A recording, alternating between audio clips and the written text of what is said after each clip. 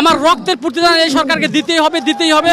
জুলাই ঘোষণাপত্র সংশোধন করতেই হবে, এর কোনো বিকল্প কোনো কিছুই নেই। আমাদেরকে অবমূল্যায়ন করা হয়েছে, আমাদের নিরাপত্তা বিধান করা হয় নাই, আমাদের ভবিষ্যতে কোনো স্বীকৃতির ব্যবস্থা নাই। রাষ্ট্রীয় স্বীকৃতি দিয়ে আজীবনের জন্য নিরাপত্তা দিতে হবে। আমরা রক্ত দিয়েছি, হাত দিয়েছি, পা দিয়েছি, চোখ দিয়েছি, আমাদেরকে অবমূল্যায়ন করা হয়েছে, আমাদের নিরাপত্তা বিধান করা হয় নাই, আমাদের ভবিষ্যতে কোনো স্বীকৃতির ব্যবস্থা নাই।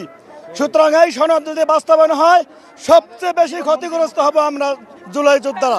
আমাদের সাথে একটা ধোঁকাবাজি, সেই ধোঁকাবাজি মূলে ঝুলানো, আমরা তখন কিছু বলি নাই।